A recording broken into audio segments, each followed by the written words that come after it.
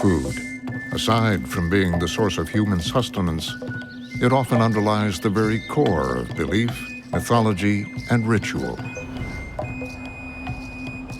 In Mesoamerica, comprised of modern-day Mexico, Guatemala, Belize, El Salvador, and northern Honduras, domesticated crops have always been powerful symbols, shaping every aspect of social, religious, and political life. מ-1500 לפני הספירה, בתרבויות האולמקים, המאיה והאצטקים, התירס, הקקאו והמגי היו הרבה מעבר לרק מזון. הם נחשבו לצמחים קדושים ואפילו להתגלמות האלים עצמם.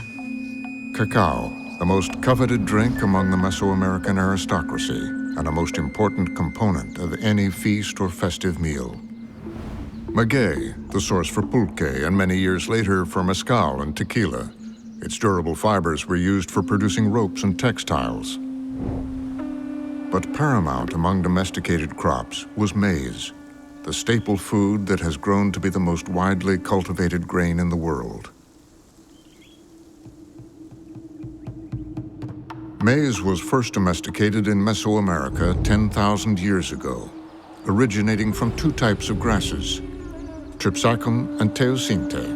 אין כזה דבר תירס בר. תירס זו המצאה של האדם, והוא לא יגדל אם האדם לא יעזור לו. בגלל זה, באמריקה התיכונה, גידול התירס נתפס כברית שמימית בין האדם לצומח. אל התירס מספק לאדם את צרכיו התזונתיים, והאדם גומל לו. הוא גומל לאל בכך שהוא שותל את הצמח כל שנה ושנה מחדש. Beyond feeding the masses, maize served as the basis for a theological worldview. The Mesoamerican cosmos was envisioned as a square. The Olmecs represented it as the four cardinal directions surrounding a sacred center, a vertical axis mundi, believed to connect the heavens, the earth's surface, and the underworld, depicted as a world tree of maize, cacao, or maguey. These cardinal directions appear in many aspects of Mesoamerican art, from the architecture of the pyramids to imperial jewelry. Maize and its related deities were the subject of countless artistic expressions throughout history.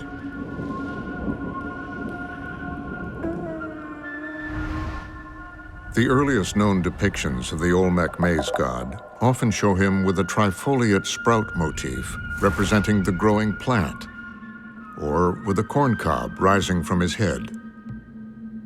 As early as 900 BCE, Olmec rulers took on the maize god's physical appearance, acquiring political validation and authority by presenting themselves as possessing the god's qualities as givers of life. In early Maya architecture, dating as far back as 300 CE, monumental masks of the king as the maize god were placed on the facades of pyramids and temples. המלכים מהר מאוד הבינו שבני עמם סוגדים לאל התירס ומאוהבים אותו במיוחד. אז הם ביקשו לצבור כוח פוליטי על ידי הצגת עצמם כאחראים לשפע היבולים כמוהו. זאת אומרת, המלך עכשיו בעצמו הוא אל התירס. כדי לחזק את הדמיון בינם ובין אל התירס, הם התקשטו בירוק כצבע עלי התירס, בנוצות ירוקות וארוכות של ציפור הקצל, בשפע תכשיטים, בחגורות מלכותיות, באבן ירקן היקרה מאוד. In the Popol Vuh, the Mayan story of creation, the maize god was resurrected from the underworld after drinking cacao. As Maya mythology tells us, in his final act, he created man out of maize dough.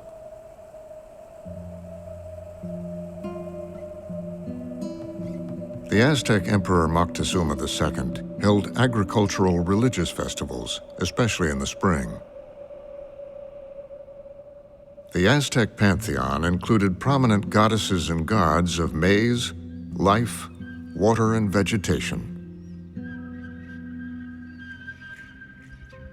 In 1521, after the Spanish conquest of the Aztec capital Tenochtitlan, modern-day Mexico City, the indigenous population was brutally forced to convert to Christianity, and all forms of indigenous architecture and imagery were banned. To the indigenous peoples of Mesoamerica, the Holy Cross resembled the four cardinal directions, familiar from their own scheme of the cosmos. The image of the crucified Jesus was identified with the maize god. Both descended to the afterlife, only to be resurrected. This syncretic belief explains the use of cornstarch paste and dry maize leaves to make figures of Jesus and the Virgin Mary of Guadalupe. Mary's miraculous revelation to an indigenous peasant and the emblazoning of her image onto his Maguey fiber cloak turned the Virgin into the patron saint of the Americas. The world tree, the cross, and the Holy Trinity converged into a unified icon in a syncretic blending of Precolumbian and Roman Catholic beliefs. בסביבות 1810, לאחר שמקסיקו השתחררה מהכיבוש הספרדי, פחתה חשיבותו של התירס באופן גורף. הטורטיות מהתירס ומשקי הפולקה, שמופק מצמח המגי, היו למזונם של העניים ושל מעמד הפועלים. בני האצולה לא רצו לאכול תירס, הם רצו להיות כמו האירופאים. הם רצו חיטה ויין. Particularly under Mexican dictator Porfirio Diaz, wheat was grown at the expense of corn. This and other decrees led to mass starvation among the oppressed and underprivileged masses, which fueled the rise of the Mexican Revolution in 1910. Revolutionary icons Francisco Pancho Villa and Emiliano Zapata succeeded in uniting farmers across the land with a rallying cry, Tierra y libertad! Land and freedom, land to grow maize, and liberty for all. לאחר המהפכה הייתה משימתה של הממשלה הדמוקרטית החדשה לאחד את העם ולחנך אותו מחדש.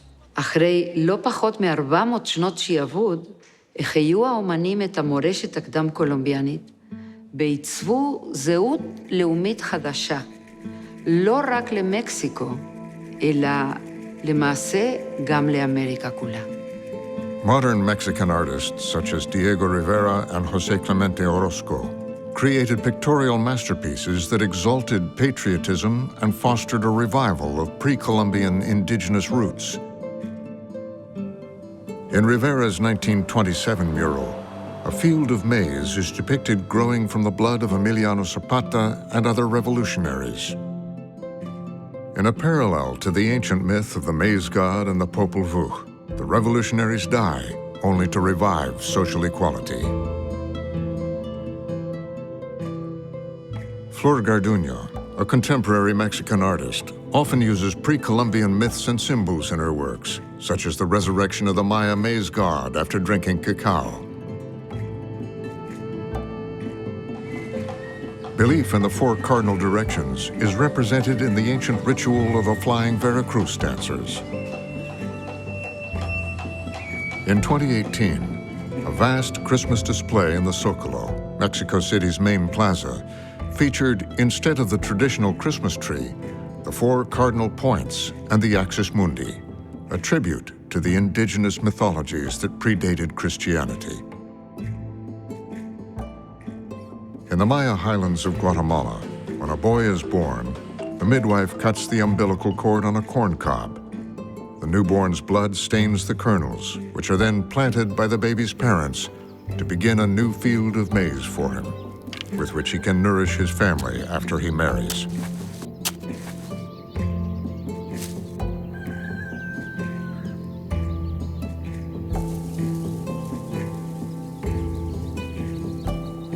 התרומה האמיתית של עמי אמריקה לעולם זה לא היה הזהב והכסף ויתר האוצרות שלקחו הכובשים האירופאים לאירופה, אלא ביות הצמחים, ביות של גידולים חקלאיים. זה מה ששינה באופן טוטלי את התזונה העולמית, ואפשר להגיד באיזשהו מקום שכאן, עם גילוי אמריקה, כאן באמת התחילה הגלובליזציה.